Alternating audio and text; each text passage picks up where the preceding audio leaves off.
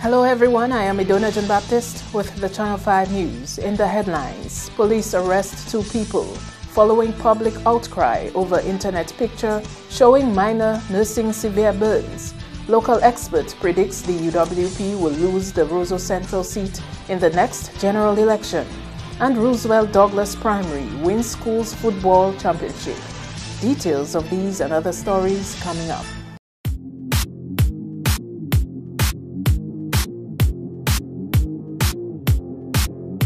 There are signs everywhere. Pay attention whether you're male or female. Visit your health center to get screened.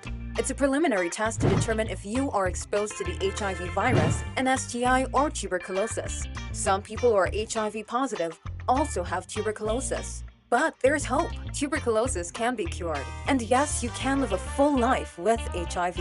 Talk to your doctor. Be responsible. Help stop the spread of TB, HIV. Encourage everyone to get tested. Thanks for staying with us. First up, 2 people are in police custody as police investigate an abuse case out of Bells. There was public outrage on the matter when a picture of the 16-year-old female with burnt injuries about her body hit social media. Superintendent of the Criminal Investigation Department of the Police Force, Matthew Cuffey, told Channel 5 News police are also investigating allegations of sexual assault concerning the minor. Cuffey confirmed that 2 people, including the minor's aunt, were arrested on Tuesday.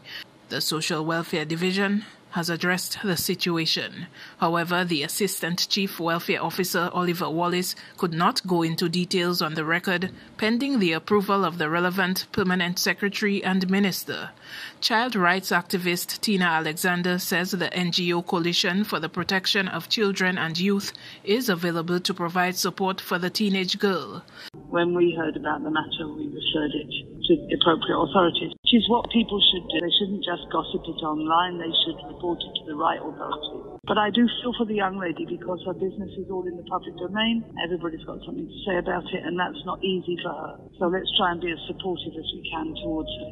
Let's talk in generalities. Somebody who's meant to be caring for you hurts you. It damages your own capacity to be loved and to love other people. And it's very difficult if you're abused by somebody physically or sexually to really recover on the inside without therapy. You need somebody to talk to, and you need to be able to let it out. Alexander says the group has been expanding its victim support to those who have been sexually abused. There's a lot of people walking around in Dominica with all sorts of bad things that happen to them as children, and they need to talk about it. And we're trying to develop a network of counsellors available to people through the Dominica Psychological Society. And there is a helpline number for them that people can call to arrange to have a counsellor. And I really recommend that, even if it was many years ago that somebody was abused, everybody needs to have some help. In other major developments, political scientist Dr. Donald Peters has predicted that the United Workers' Party will lose the Roseau Central seat in the next general election. Joseph Isaac won the Roseau Central constituency on a UWP ticket in the 2014 general election over the Dominica Labour Party's candidate Alvin Bernard.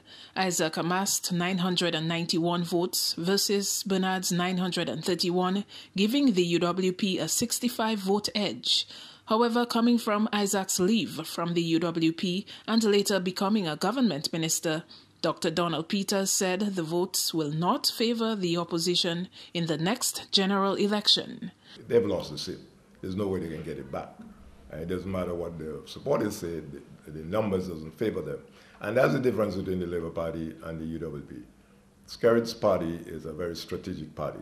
They know the science of politics and they win. If you look, you cannot win 3 elections by talking. You have to be doing. And I think Mr. Isaac realized that he's going to spend his time probably another 10 years talking and not getting nothing done. Dr. Peters thinks the UWP has to change its strategy, even as a parliamentary opposition. The opposition really believe in that terminology, that we have to oppose. That's not, in modern politics, people don't oppose for opposing's sake.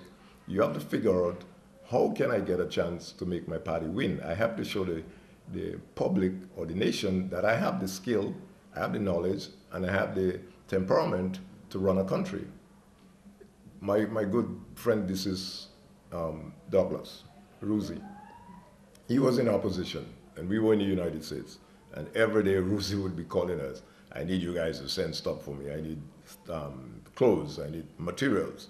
And he would bring containers of stuff for people in Dublin, Portsmouth, and that. He was on the opposition. One man could do that. How did it end? He ended up being Prime Minister of Dominica. People, I don't understand what they think this is, that you can just talk and oppose and criticize and you're going to win the hearts of a nation. This had never happened. The DLP administration won 15 seats in the last general election, while the UWP secured 6. The next election is constitutionally due in 2020. However, the Prime Minister is allowed to announce a date before that. The full lineup of acts for this year's Jazz and Creole has been revealed. The announcement was made at the first official press conference for Jazz and Creole on Wednesday. The lineup, which is headlined by Dominica's Princess of Song, Mikel Henderson, and the sisters duet Xavier Strings of Trinidad, will be accompanied by a number of other local acts. In terms of other additions to the lineup, we have Stars. So Stars originated from the Swinging Stars Band. The group will headline with top vocalists and musicians from Dominica.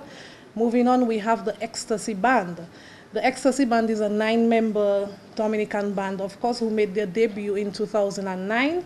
They are known for their Caribbean fusion style that is heavily influenced by their Creole culture. And lastly, we have Pan in Harmony. These are a set of young, talented musicians. They are described as the cream of the crop in Dominica. So then again, we have Mikel Henderson, Xavier Strings, Stars, Ecstasy Band, and Pan in Harmony, who will deliver excellent performances. Director of Tourism Colin Piper says the effects of Hurricane Maria have led to modifications of this year's Jazz and Creole event. In 2018, the presentation of the main stage event will be approached slightly differently, as Dominica is still faced with matters of concern post-Hurricane Maria. Of course, extenuating circumstances post-Hurricane Maria obliged the organizers to alter the normal week of fringe activities. In the spirit of continuous improvement, we are using this year as a year to review and morph the product.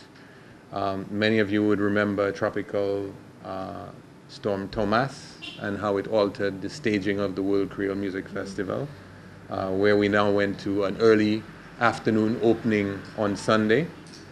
So using these events, the natural events of Maria, we are unable to stage the jazz fringe as we normally would have done. Range Developments is the headline sponsor for this year's Jazz and Creole, which will be held on Sunday, May 20th at the Cabritz National Park in Portsmouth. 7 months after Hurricane Maria, some businesses in the city remain closed as others have permanently shut down. Wilson & Wilson Supermarket has permanently shut down and construction is ongoing on the site of J. Nassif Hardware Store. Greens Supermarket, HHV Whitchurch IGA Supermarket, Miniers Supermarket, Portersville Branch, and Raffoul & Company Hardware Store have not resumed operations. In the manufacturing sector, Bello Company and Nature Island Paper Products remain closed, while other large companies are operating with limited capacity. Save-A-Lot Supermarket was relocated to the former Harrow Agencies building following destruction from serious flooding at its original location on Riverbank. Executive Director of the Dominica Association of Industry and Commerce, Lizra Fabian, says there are businesses still contemplating whether reopening would be a good economic decision. It's not back to normal as it was pre-Maria. And even based on the IMF presentation that took place last week, we could see that it reflects what's happening now. After the disaster, there'll be a sharp decline in business services and in terms of revenue for the economy. And that's also reflected in the business operations in Roseau and in the outer community areas. We see that some businesses have resumed in terms of back to normal, but some have not reopened as yet. Some are still considering whether they will open or not. I'm happy to see that some businesses are opening, but it's not back to normal.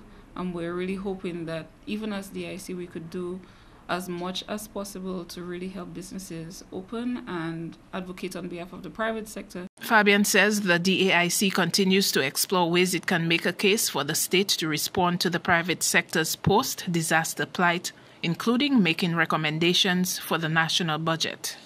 Our initial assessment, we've conducted roundtable discussions with different subsectors of our membership. It's not the same questionnaire that we circulated before or went to members and completed, but we created avenues for members to share information with us so that we could represent them. We had a roundtable discussion for importers, exporters, to hear the concerns of the different players in that sector, the shipping companies or manufacturing companies who actually import and export, and also the MSME sector. And the final one was the financial services sector. And we'll look at other subsectors within our membership to be able to understand what challenges they face, specifically post-Hurricane Maria, to be able to represent them better.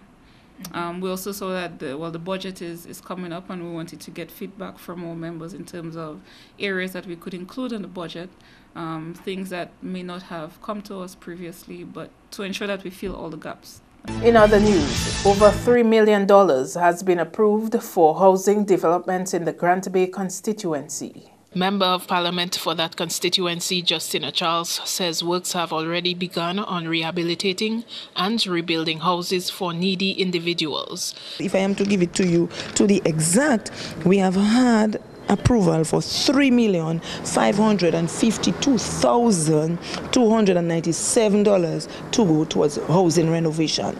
And what we've done is there are some people I have, especially the senior citizens, that I've constructed full homes for because the house was completely down. So there are some people I can say that are comfortable in their completed houses. There are some people that we are doing roof for. Charles says despite the ongoing work, there is still the challenge posed by labor and material shortages. I think the biggest challenge we have is the manpower, the availability of builders to be able to expedite the work. Because you have presently some people who are on 2-3 jobs simultaneously doing because of the demand for them to be able to do the work. So that is one of the issues. Material, yes, but to a lesser extent, because with the material, government material that is available, I also try to complement the financial assistance that we give with the material so that at least we can assist with transporting the material up for them. They can use funds to transport material and to help with the labor for those, because some people definitely have identified their own contractors and some of them are telling you, I will be able to assist. Once you give me the material, I will get going with the works. You know, I can afford to pay the person. So some people are doing it on their own. With this massive re-roofing project underway, the Member of Parliament says all steps are being taken to ensure the funds are used in a transparent manner. We have to make sure that the money that is given, that people use it for the purpose for which it was given. And in order to be able to encourage them to do that, we work very closely with the village council, who is the implementing agency for most of the housing, all of the housing program. So we work with them, so people have to relate and bring back their receipts of purchase of material. So we know that the money is being spent in materials for repairs of the houses. And we had their challenge with labor. I pick up the slack and I try my best to work with them. This is Channel 5 News. Coming up, Domlex GM updates the nation on power restoration since Hurricane Maria. Stay with us.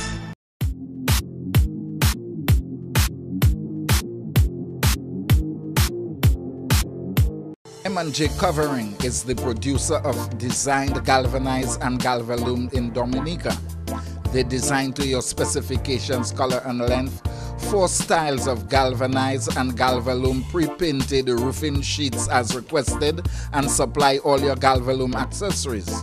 M&J Covering helps you control spending and reduce waste. At M&J Covering, they are also equipped to build your roof to precise standards anywhere on island. So come to M&J Covering at 1 Mile in Portsmouth or call 445-5001 275-5003 today. Welcome back. An April deadline set by Domlec for full restoration of electricity services to its customers since Hurricane Maria has come and gone, with only 68% of the target having been achieved. But as manager Bertilia McKenzie explains, that figure requires clarification. In a video released on Tuesday, McKenzie explains that while 68% of the population can now access the grid, that does not mean these homes have electricity. McKenzie gave a number of reasons why only a fraction of that 68% actually have power restored. This does not mean that 68% of our customers are connected. It means that 68% have access to the grid. It means that if these customers are certified, they can be connected. And we wait with open arms to connect them. However, many of our customers cannot be connected because their premises and their electrical installations were adversely affected by Maria. The manager has restated the company's commitment to restoring service to customers in a timely and safe manner, but says there are other challenges holding back progress over which the company has no control. Protracted periods of inclement weather, difficulty accessing unsafe terrain, insufficient number of linemen, shortage of specialized equipment, delay in shipping and receiving of material, lack of cooperation by landowners in providing right-of-way access to facilitate the construction of structures, in some cases structures which were there before Maria.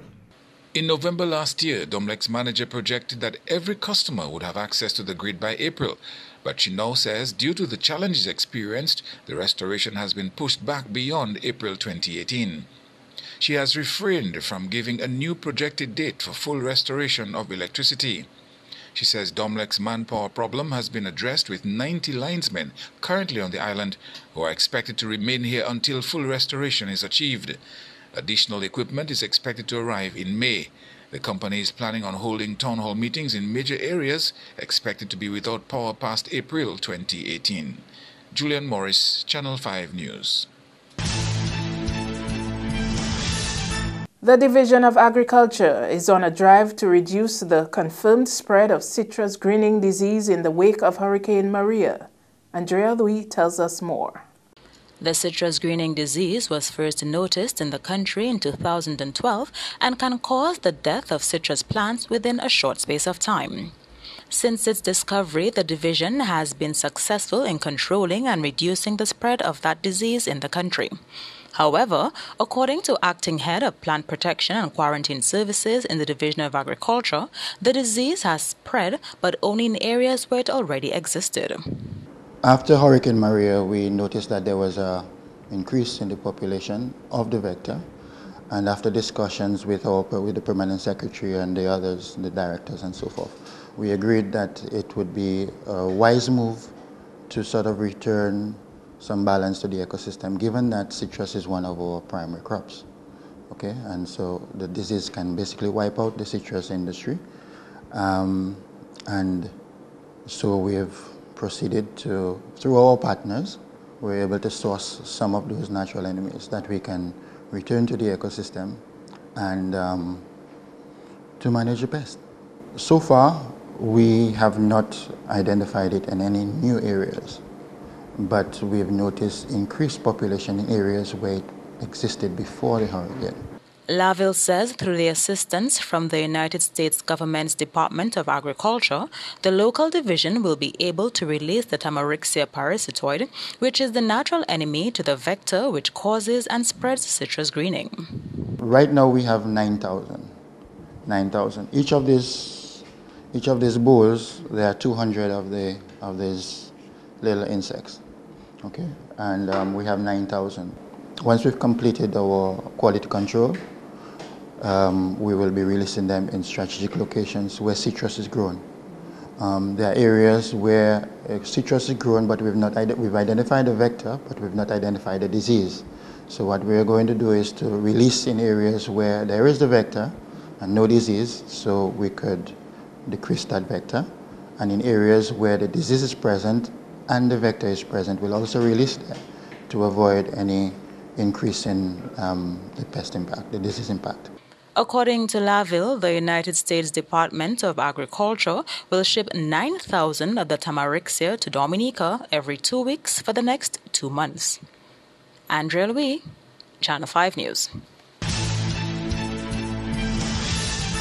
And trade union leaders here have lamented the lack of a trade union congress for years, but the idea is one which has not taken shape in spite of all the good intentions and platitudes about its merits. Retired trade union leader Rawlings Jemmott believes he has figured out why the concept of a trade union congress has failed to gain traction in Dominica over the years. The trade union congress is a failure because of the leadership again. Leadership is mediocre. Because look at the leadership of the trade union, by person on the personal profile, where they come from. The only person who has experienced trade union in Dominica today is Chris Augustus. I left. Chris Augustus is there, but Chris Augustus moved from where he was in their shift. I was thinking, because I cannot go and say anything about Chris on radio or on Mapping or on Flow. The point is that he has a problem. Because he does not have anybody around him to take over from him. So there's no succession planning? There's no succession plan because the state of the country, the status of the country is that when you go through the shop steward level, second leadership, people move up to management and becomes hopeless to the union. They literally have the union. You know, the only union that's blessed to have people in the leadership is the public service union. Public service union is the youngest union in Dominica. Jemmott says he is hard-pressed to explain why local unions are able to come together as members of regional organizations but are unable to unite locally. You have 4 unions belongs to the CCL. They are a regional body together. They're in AFIL, they're in ICFTU. Together. But locally they can't find a union. Leave it anywhere, nothing like. They are together in the same forum, but they cannot form a TUC among the 4 unions. Why not? So they have a problem. So that in the because of DAT, we're not in that nonsense. So they have to take care of their internal problems. But the DPS, the youngest union, actually claimed that they can go alone. Then they realize that because they only say we have 1 union. All of 7 unions, we're going to have 2 unions from a TUC. Because the say not now, so it's back also in matter dying. Automatically, there's a death warrant on the Trade Union Congress of Dominica because of greed. Greed? Greed, yeah. Greed. What sort of greed are you? Well, people want to have all the membership for themselves. On the issue of poaching, that is unions persuading members of other unions to join, Jemmott says one must realize that Dominica has a small workforce with fewer than 4,000 unionized workers in the country. Jemmott concludes the unions have lost direction, focus and formation.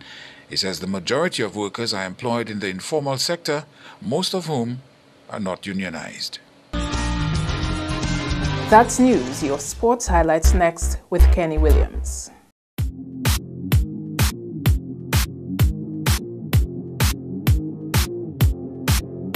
Rudolph Thomas Enterprise in Portsmouth, your suppliers of building materials and hardware products. Over 20 years experience in the business. Rudolph Thomas has lumber and plywood, galvanized and fenced pipe. Check out Rudolph Thomas for ceramic and vinyl floor and wall tiles, nails, nuts and bolts, paint and painting supplies. And check out their line of electrical and hand tools. Go now to Rudolph Thomas on 1240 Bay Street in Portsmouth.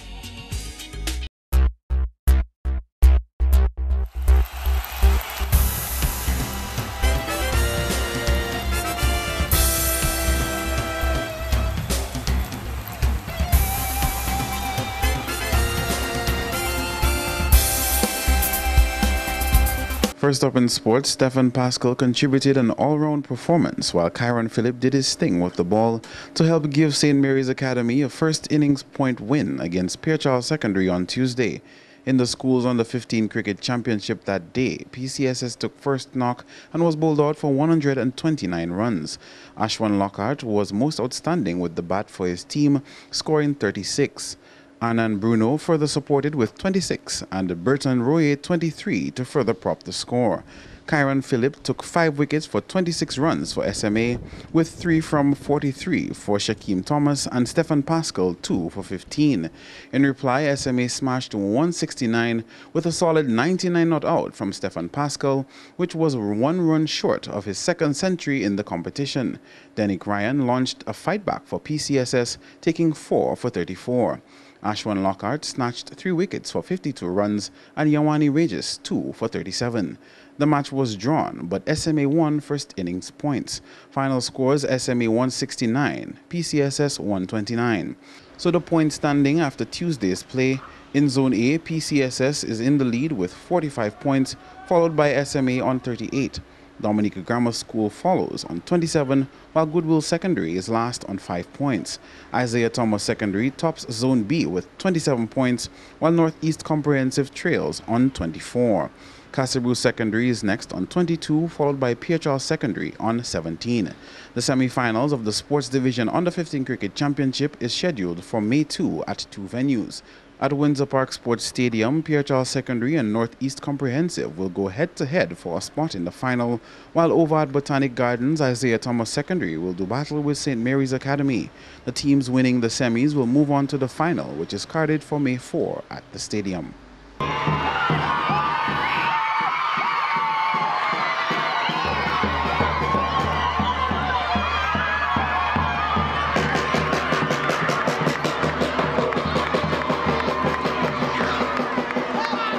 Roosevelt Douglas Primary hammered St. Mary's Primary School 7-1 in the school's football championship final on Wednesday in what could be described as one of the most spectacular displays of the sport for the year.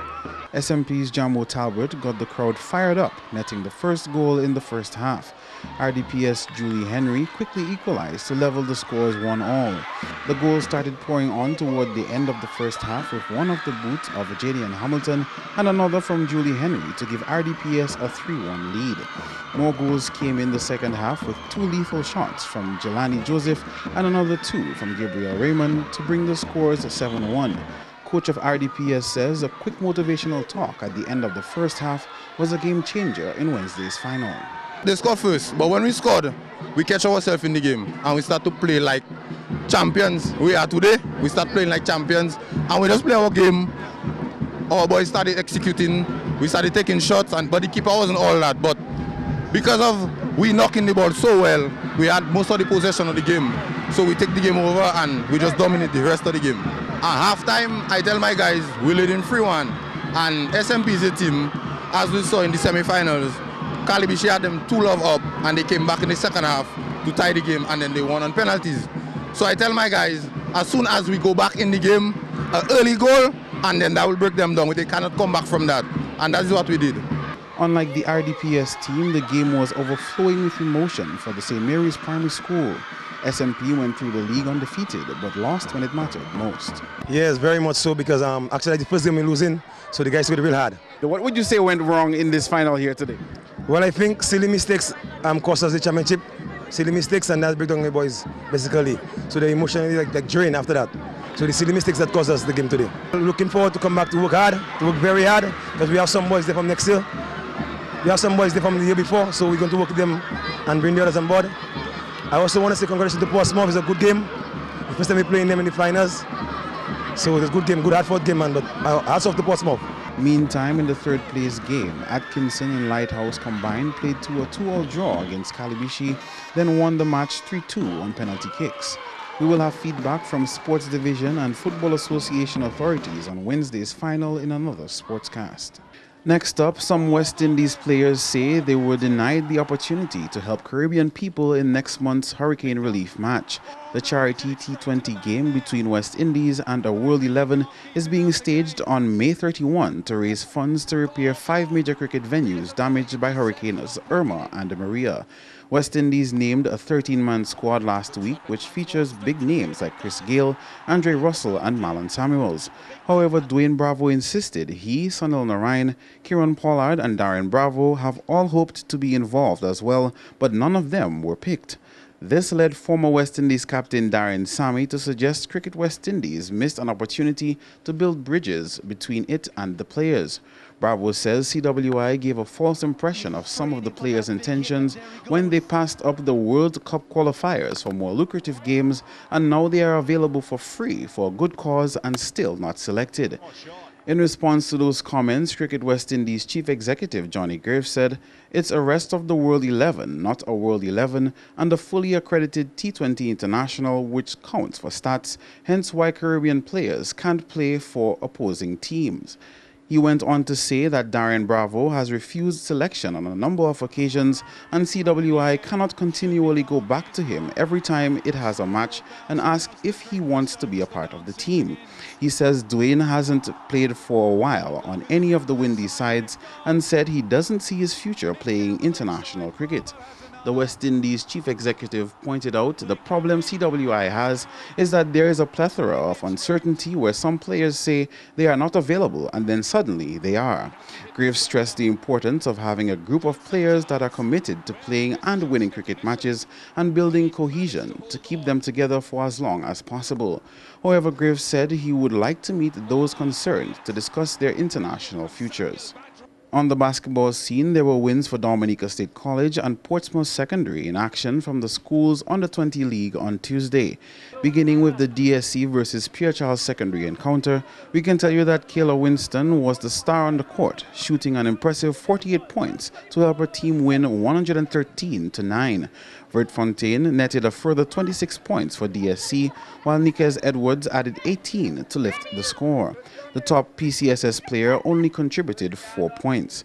Meantime, PSS finished 27 points ahead to defeat Dominica Grammar School 45-18 at Lindo Park. Shooting for PSS, we had Kaylee Clark with 27 points and Rohina Paul 6. For Dominica Grammar School, Desra Clark netted 8 points, while Janae Seraphine came in with 6.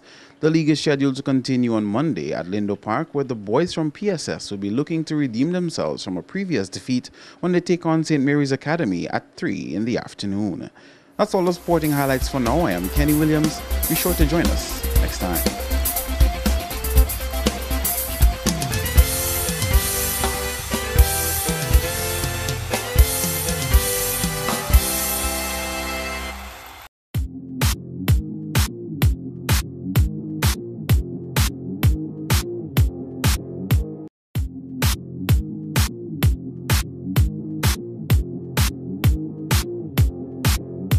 Do you need more cash for that home improvement? Then come to Fast Cash, where we give you more. At Fast Cash, our customers get more funds and more time to repay. But wait, can't come to us? We'll come to you, and our mobile officer will get you on your way. Small businesses, consumers, and taxi owners. Fast Cash has more for everyone. Simply call or visit any of our locations for more. Smarter, faster, better. Fast Cash. Terms and conditions apply. To end the news, the headlines again. Police arrest 2 people following public outcry over internet pictures showing minor nursing severe burns. Local expert predicts the UWP will lose the Roseau Central seat in the next general election. And the Roosevelt Douglas Primary wins schools football championship. Feel free to contact us at news@marpin2k4.com. You can also access our past newscasts on our YouTube channel. On behalf of the entire production team, I am Idona John Baptist. Thanks for watching. Join us tomorrow.